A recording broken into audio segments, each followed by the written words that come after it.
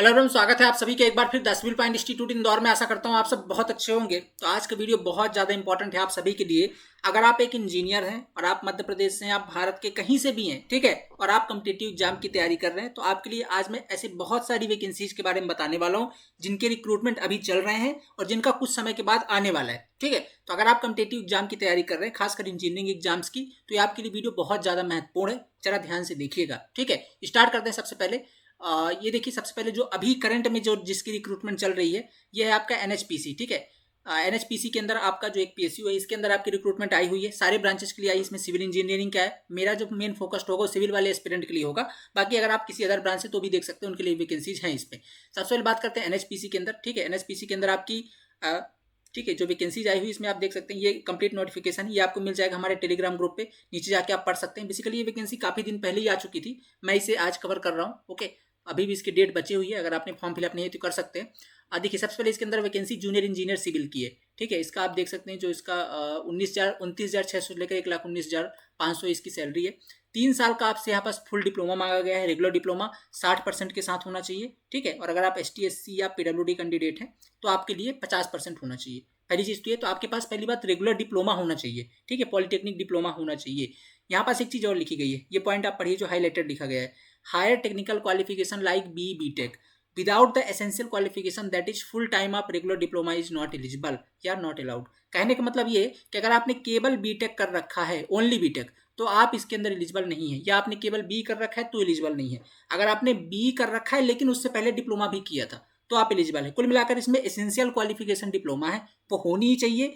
अगर वो है तो आप एलिजिबल हैं। उससे उसके बाद अगर आपने कुछ कर रखा है तो ठीक है, लेकिन अगर आपने केवल BTech कर रखा है तो एलिजिबल नहीं है। डिप्लोमा होना मैंडेटरी है इसके अंदर। ठीक है, जूनियर इंजीनियर सिविल के अंदर किसके अंदर बात है, एनएचपीसी के अंदर जो वैकेंसी आई हुई है। 30 साल इसकी मैक्सिमम एज है। टोटल वैकेंसी 149 है। बहुत अच्छी वैकेंसी इसके अंदर है, जिसके अंदर आपके 6 जो है तो बैकलॉग वैकेंसीज हैं और करंट वैकेंसी आपकी 143 है। ठीक है, बाकी इसी प्रकार से आप इलेक्ट्रिकल की देख सकते हैं, 74 वैकेंसीज है। इसी प्रकार आप देख सकते हैं जूनियर इंजीनियर मैकेनिकल की 63 वैकेंसी है। ठीक है, और इसी प्रकार और इलेक्ट्रॉनिक में भी आई है 10 वैकेंसी। ठीक है, फिर इसके अंदर आपका ड्राफ्टमैन सिविल की भी वैकेंसी थी। ठीक है, ये ड्राफ्टमैन सिविल की है। 14 वैकेंसी ड्राफ्टमैन सिविल की भी है। ठीक, इसमें आपके पास ITI होना चाहिए सिविल ट्रेड से, जो कि NCVT से होना चाहिए। ठीक है, तो ये चीज़ें इसकी हो गई। अब इसकी थोड़ा सा बात कर लेते हैं कि इसकी लास्ट डेट फॉर्म फिलिंग क्या कैसा है।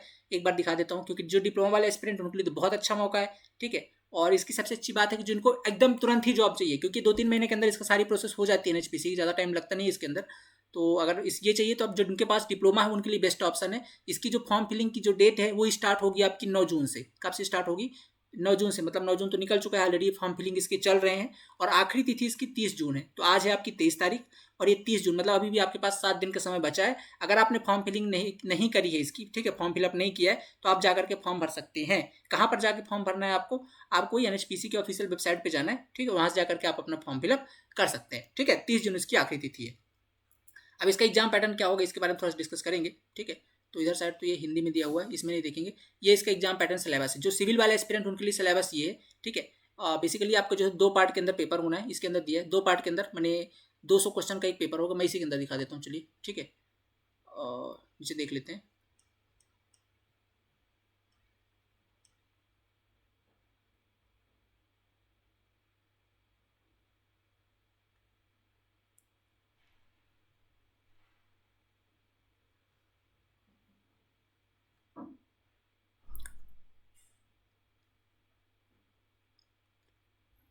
ठीक है, ये दिया हुआ आपका। ठीक है, ये दिया हुआ सब्जेक्ट्स आपका। टोटल आपके 200 नंबर के पेपर होने हैं। ठीक है, 3 घंटे का समय होगा आपके पास। हिंदी और इंग्लिश में पेपर होगा आपका।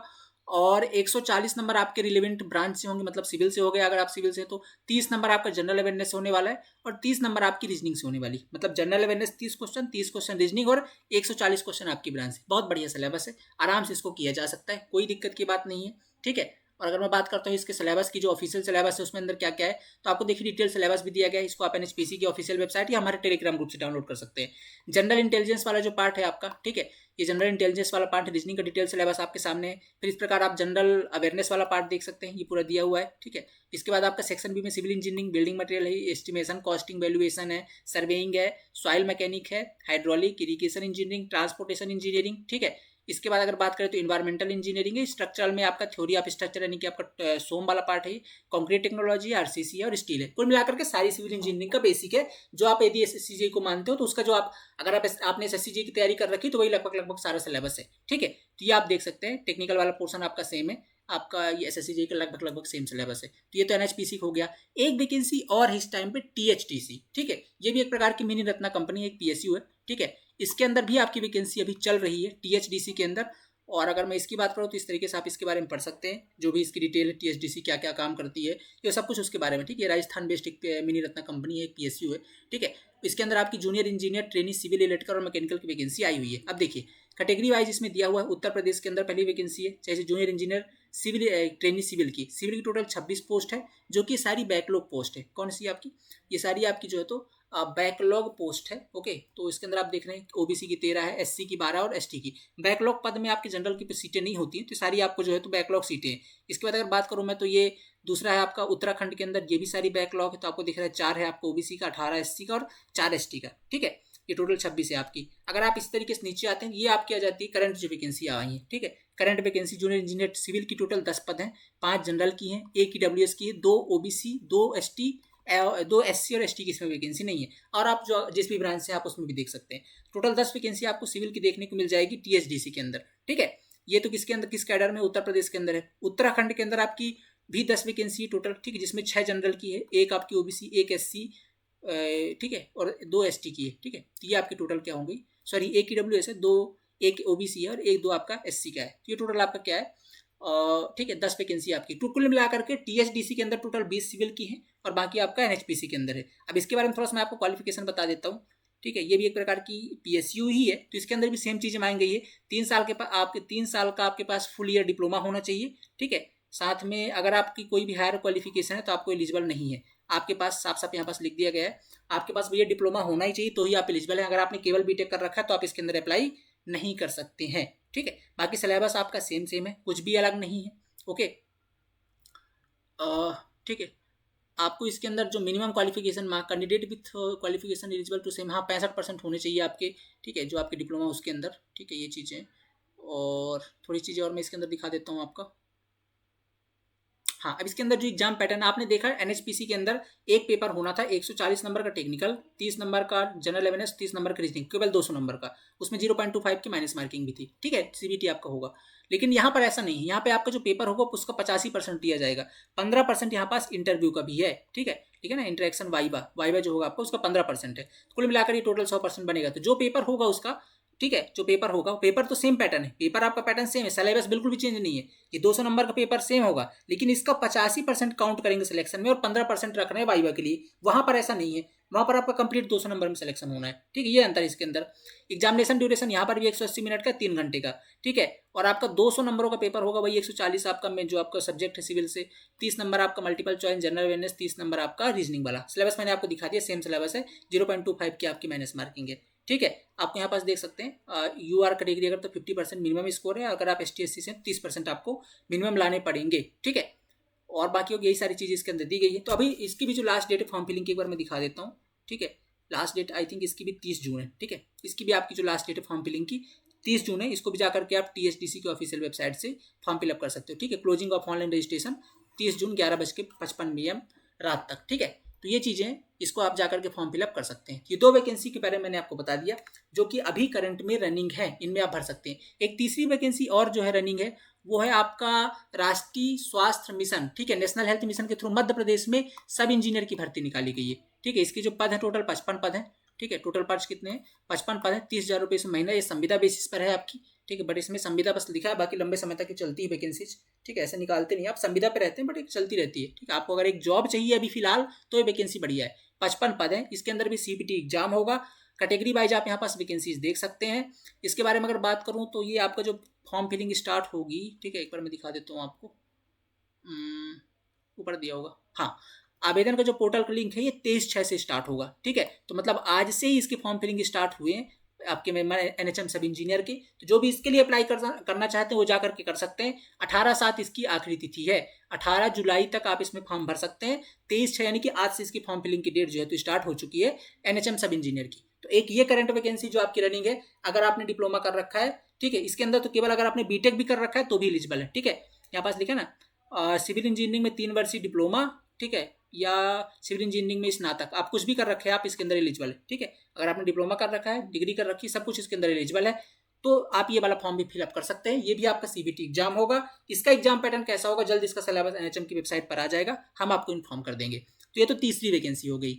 अब एक चौथी वैकेंसी के बारे में आपको इन्फॉर्म कर देता हूं, ठीक है। इसके बारे में आपने नोटिफिकेशन देख रखा होगा, मध्य प्रदेश शासन नगरीय प्रशासन एवं आकाश विभाग, वल्लभ भवन भोपाल, ठीक है। इसकी आपने नोटिफिकेशन कुछ दिन पहले देख रखा होगा, मैंने इसे कम्युनिटी पर डाल रखा था, ठीक है। तो इसके अंदर देखिएगा ये एक लेटर बेसिकली जो जारी किया गया है मध्य प्रदेश की जो जितनी भी नगर पालिका है, निगम है, उनके लिए। क्या नगर पालिका निगम में क्या व्यवस्था है इसके अंदर, देखिए, नगर पालिका निगमों में द्वितीय श्रेणी के सीधी भर्ती के रिक्त पदों हेतु संबंध में, तो जो मध्य प्रदेश की जितनी भी नगर पालिकाएं हैं उसके अंदर जो भी ठीक है, जितनी भी द्वितीय ग्रेड की सीटें हैं उनको डायरेक्ट भरने के संबंध में। तो इसमें क्या है लिखा हुआ, विषयांतर्गत नगर पालिका निगमों में द्वितीय श्रेणी के सीधी नई भर्ती रिक्त पदों हेतु मध्य प्रदेश कर्मचारी चयन मंडल के माध्यम से की जा रही है।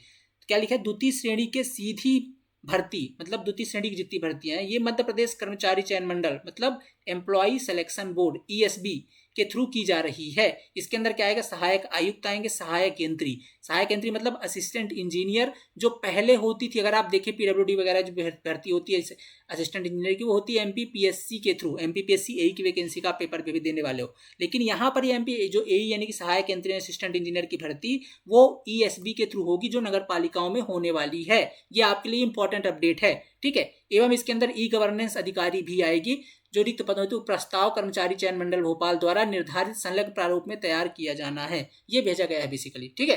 इसमें अंदर कुछ और बातें लिखी गई जिसके संदर्भ में 5 या 5 से अधिक पदों की पूर्ति की जानी है। मध्य प्रदेश शासन सामान्य प्रशासन विभाग के ये आपका सब कुछ नंबर दिया गया है, ठीक है। 5 जून 2018 20% संविदा पर होंगे, बाकी जो है तो आपके कर्मचारियों के लिए आरक्षित रहेंगे। मतलब 5% आपकी 20% जो सीटें होंगी वो संविदा कर्मचारियों जो ऑलरेडी वर्किंग डिपार्टमेंट पे उनके लिए है, बाकी की सीटें ओपन के लिए, ठीक है। ये इसकी बात कही गई है। उक्त प्रस्ताव निर्धारित प्रारूप ये आपको सब बाकी दिया गया है। 19/6 तक जो है तो प्रेरित करना है, मतलब जो डिपार्टमेंट को कर्मचारी चयन मंडल को जो सीटें हैं वो प्रेषित करना है, ठीक है। इसमें 5 जो वैकेंसी आपको दिख रही है, कुछ लोग समझ रहे हैं कि 5 वैकेंसी टोटल, बेसिकली ये 5 आपकी एक नगर पालिका में या एक नगर निगम में हो सकती, तो इसमें काफी सारी संख्या भर्ती आपको देखने को मिलेगी।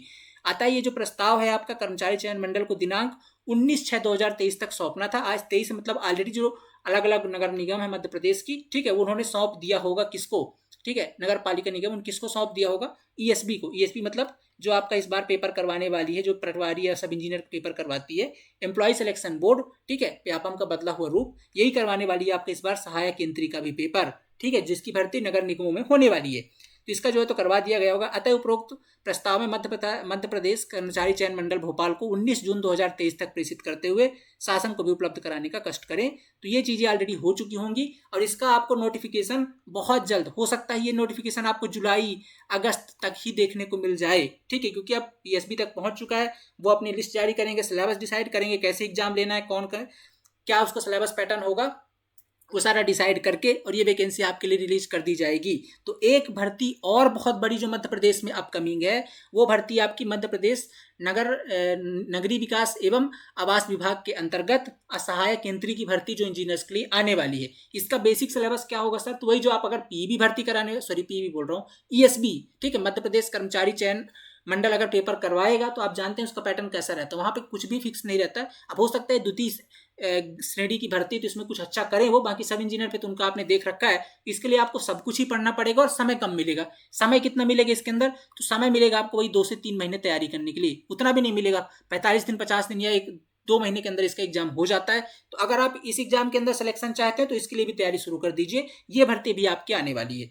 एक अपकमिंग भर्ती और बता देता हूं एस्पिरेंट्स के लिए, जो है मध्य प्रदेश में पॉलिटेक्निक लेक्चरर, ये भी बहुत अपकमिंग वैकेंसी, इसकी भी सुनाई दे रही है। ये वैकेंसी हो सकता है आपका चुनाव के पहले पहले ये भी रिलीज हो जाए, ठीक है। तो मध्य प्रदेश में पॉलिटेक्निक लेक्चरर की भी भर्ती अपकमिंग है। इसके साथ ही एक और भर्ती इंजीनियर्स के लिए आने वाली है, वो है आपकी मध्य प्रदेश सब इंजीनियर 2023, ठीक है। ये भी डाटा तैयार हो चुका है, ये भर्ती भी आपकी 2023 में लगभग 700 से 800 पदों पर होने वाली है। अब बहुत सारे एस्पिरेंट को शिकायत है सर हमारी ज्वाइनिंग तो मिल नहीं रही है, ठीक है, तो आप लोग के लिए भैया प्रयास हमारा जारी है, आप लोग अपने स्तर पर जो कर रहे हैं वो करते रहिए, बहुत जल्द आप लोग की ज्वाइनिंग हो जाएगी, ठीक है। और आपका सिलेक्शन हो गया तो आपको शुभकामनाएं, आप लोग परेशान मत हो। बट ये जो नई भर्ती है उनके लिए बता दूं, जिनका नहीं हो पाया उनके सामने भी अपने एक और भर्ती आने वाली है, इसका नोटिफिकेशन भी संभावित है सितंबर तक आ सकता है। ठीक है, तो आज मैंने आपको बहुत सारी भर्तियों का नोटिफिकेशन बता दिया है, कुछ रनिंग है, कुछ अपकमिंग है और कुछ बहुत ही ज्यादा इंपॉर्टेंट है आपके लिए, आपके भविष्य की दृष्टि से। ठीक है, तो एक तो मध्य प्रदेश सब इंजीनियर भर्ती, दूसरी मध्य प्रदेश में जो नगरीय प्रशासन विकास विभाग के अंतर्गत आपकी असिस्टेंट इंजीनियर की भर्ती, एनएचएम के अंदर सब इंजीनियर, एनएचपीसी के अंदर सब इंजीनियर, टीएचडीसी के अंदर सब इंजीनियर, कुल मिला के इतनी सारी भर्तियां रनिंग है। इन सब की एक साथ तैयारी आप अब कर सकते हैं। कैसे कैसे कर सकते हैं? आप जा सकते हैं 10 सिविल पॉइंट ऐप के अंदर। अगर आप असिस्टेंट इंजीनियर टाइप वैकेंसी की, मैं तो कहता हूं आपको क्या करना, सबके अंदर आप एक बात जानते हैं, सिविल इंजीनियरिंग वाला पार्ट कॉमन है। ठीक है, सिविल इंजीनियरिंग वाला पार्ट कॉमन है और इसके लिए हमारा एक चल रहा है फाउंडेशन बैच, जो असिस्टेंट इंजीनियर 2023 के लिए फोकस्ड है मध्य प्रदेश के। अब अगर आप एक बार उसको पढ़ लेते हैं, फिर आप सिविल इंजीनियरिंग का कोई सा भी एग्जाम दीजिएगा मध्य प्रदेश के अंदर या कि पूरे भारत के अंदर, उससे बाहर कुछ भी नहीं जाएगा, क्योंकि बहुत डिटेल और डेप्थ में हम चीजें को वहां पास कवर कर रहे हैं। बाकी जो लोग मध्य प्रदेश में सब इंजीनियर की तैयारी कर रहे हैं उनके लिए फोकस्ड बैच है हमारा एमपी सब इंजीनियर 2023 का। आरंभ बैच लॉन्च हो चुका है, क्लासेस स्टार्ट हो चुकी हैं, डेमो लेक्चर आप देख रहे हैं यूट्यूब के अंदर, इसको ज्वाइन कर सकते हैं। फोकस्ड बैच है, आपने सब इंजीनियर में जलवा देख रखा है टीसीपी का 2022 के अंदर सिलेक्शन की जो सुनामी आई थी टीसीपी से, वो इस बार उसे भी और तोड़ने का प्रयास है हमारा, और जी जान लगा करके कंटेंट तैयार किए जा रहे हैं आप सभी लोगों के लिए। हमारी एक्सपर्ट फैकल्टी ने कमर कस ली है। बैच यहाँ पर स्टार्ट हो चुका है, ये हमारा कंप्लीट स्केड्यूल है जिस प्रकार से हमारी क्लासेस चलने वाली हैं। ठीक है, ये कंप्लीट नॉन टेक्निकल पार्ट है। ठीक है, ये हमारे कोर्स फीचर है, सारे सब्जेक्ट की वीडियो। इस बार लाइव का भी फॉर्मेट रख दिया है कि अब आप लाइव इंटरेक्शन भी क्लासेस में रख सकते हैं, नोट्स भी मिलेंगे, एमसीक्यूज भी क्लासेस में करवाई जाएंगी, ई बुक भी मिलने वाली है, टेस्ट सीरीज और फुल डाउट सपोर्ट भी आपको रहेगा। ठीक है, इसमें कुछ डिस्काउंट भी है, जो लोग पहले 100 एस्पिरेंट्स आएंगे आरंभ बैच के अंदर, उनको इस फीस पर 10% का डिस्काउंट भी मिल जाएगा। आज ही विजिट कीजिए और ज्वाइन करके अपनी तैयारी शुरू कर दीजिए। ठीक है, कहां पर जाना है? 10 सिविल पॉइंट ऐप के अंदर। फर्दर कोई इन्फॉर्मेशन चाहिए थी हमारे कॉलिंग नंबर से। तो ये तो वैकेंसी है किसकी? सब इंजीनियर की। अगर आप फोकस तैयारी करना चाहते हैं तो आराम बैच के अंदर। पर ये जितनी वैकेंसी चल रही हैं, जैसे एनएचएम हो गया, जितनी सब इंजीनियर वाली वैकेंसीज हैं, उनके लिए आप तो कर सकते हैं ये वाला बैच। ठीक है, आप कहेंगे सर एनएचएम का पेपर तो अभी जस्ट हो जाएगा और आपका सब इंजीनियर का बैच तो लंबा चलेगा, तो हम एक काम करेंगे, जो एनएचएम सब इंजीनियर तैयारी करना चाहते हैं उसका जस्ट एग्जाम 2 महीने बाद होगा, तो उसके लिए हमारा एक क्रैश कोर्स बैच था जो हमने सब इंजीनियर में पढ़ाया था, उसके सारे के सारे वीडियो लेक्चर के एक्सेस आपको मिल जाएगा। तो अगर आप एनएचएम के लिए पढ़ रहे हैं तो भी आराम बैच ज्वाइन कर लीजिए, उसके अंदर आपको हम रिकॉर्डेड वीडियोस का भी एक्सेस देंगे, साथ में जो नया लाइव पढ़ाएंगे वो तो पढ़ाएंगे। ठीक है, तो ये चीज हो गई। अगर आप एनएचपीसी कर रहे हैं तो भी आप आराम बैच ज्वाइन कर लीजिए, ताकि आपको जो 2 महीने बाद एनएचपीसी का पेपर है तो उसमें भी आपको हम क्रैश कोर्स बैच दे देंगे, वो भी आपका कवर हो जाएगा। ठीक है, साथ में टीएचडीसी का भी। तो अगर आप इन 3 सब इंजीनियर की भर्ती के लिए चाहते हैं तो आप आराम बैच ज्वाइन कर सकते हैं। और अगर आप असिस्टेंट इंजीनियर जो नगरीय प्रशासन में आने वाला है, या जो असिस्टेंट इंजीनियर 2023 की भर्ती चल रही है, ठीक है, एई की, अगर आप उनकी तैयारी करना चाहते हैं तो आप हमारा सिविल इंजीनियरिंग का फाउंडेशन बैच ज्वाइन कर सकते हैं। वहां पर बहुत ही डेप्थ के अंदर सारा सिलेबस कवर किया हुआ है, उसको भी आप देख सकते हैं। तो कंप्लीट सोल्यूशन आपके पास टीसीपी पर अवेलेबल है कंटेंट का, कहीं भटकने की आवश्यकता नहीं है। अब आपको इन नंबर पे कॉल करना है और आपको जिस भी एग्जाम की तैयारी करनी है उसके बारे में बताना है, सर आपको गाइड कर देंगे आपको कौन सा बैच ज्वाइन करना चाहिए।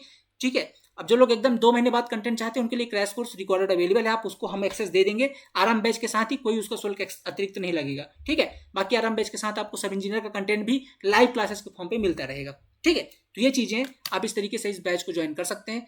बाकी बहुत अब सुनहरा अवसर है आप सभी इंजीनियर्स के लिए, जब तक चुनाव का दौर चल रहा है भारत में, 2024 में है और आपका मध्य प्रदेश के अंदर अभी 2023 नवंबर में है, तब तक इसका फायदा उठा लीजिए। निश्चित तौर पर इसके बाद ये वैकेंसीज का सिलसिला थोड़ा थम जाएगा, तो कहीं ना कहीं आपको थोड़ा लंबा इंतजार करना पड़ सकता है अगली वैकेंसीज का। पर जब तक चल रहा है, सामने वैकेंसीज का पिटारा खुला है, कहीं ना कहीं आपको एक सीट अपनी पक्की कर ही लेनी चाहिए। इस बार लगा दीजिए जान, 2-4 महीने की बात होती है। यही बातें हम पिछले साल कहा करते थे सब इंजीनियर के टाइम पे। बहुत सारे सिलेक्शन हो गए जिन्होंने मेहनत करा है, उनको अब थोड़ी सी राहत की सांस है। बट जिनका थोड़ा सा परेशान है, उनकी ज्वाइनिंग नहीं हो रही, परेशान मत होइए, ज्वाइनिंग आपकी हो जाएगी। बहुत जल्द आपकी ज्वाइनिंग के लेटर्स आपको मिलने शुरू हो जाएंगे। ठीक है, बट आपके पास एक जॉब अब मिल चुकी है। ऐसे ही जो लोग को नहीं हो पाया, किसी कारण बस रह गए हैं, ये मौका मत छोड़िएगा। 2023 में एक बार फिर वैकेंसी सामने खड़ी है, एक नहीं अलग अलग डिपार्टमेंट में, चाहे पॉलिटेक्निक लेक्चरर की आने वाली है, चाहे आपका सब इंजीनियर आने वाला है, चाहे आपका नगरीय प्रशासन में असिस्टेंट इंजीनियर की आने वाली है, एनएचपीसी है, एनएचएम है, टीएचडीसी है, एसएससी जेई है, कितनी सारी वैकेंसीज आपके सामने है। ठीक है। आपको अगर एक फाउंडेशन ही तैयार करना है तो फाउंडेशन बैच में जाकर के पूरी सिविल इंजीनियरिंग पढ़ डालिए, फिर जिस एग्जाम पे जाइएगा उसका नॉन टेक जो एक्स्ट्रा हो थोड़ा सा पढ़ करके एग्जाम आप क्रैक कर सकते हैं। एक साल में जितने एग्जाम आएंगे सारे क्रैक कीजिएगा, बट एक अपना फाउंडेशन मजबूत कर लीजिए। पढ़ने का लहजा, पढ़ने का तरीका, कंटेंट सही, अगर इस पर फोकस कर लेते हैं ना, कोई भी एग्जाम आपका नहीं रुकने वाला है। ठीक है, चलिए मिलते हैं अगली क्लास के अंदर। आई होप को सारी चीजें आपको मिल गई, समझ में आ गई है। इन सब वैकेंसीज की जानकारी आपको हमारे टेलीग्राम ग्रुप पर सारे नोटिफिकेशन, सारे सिलेबस मिल जाएंगे, ज्वाइन कीजिएगा। फर्दर कोई इन्फॉर्मेशन चाहिए तो नंबर से इन पे आप कॉल व्हाट्सअप कर सकते हैं। चलिए मिलते हैं अगली क्लास के अंदर। Thank you so much, have a nice day.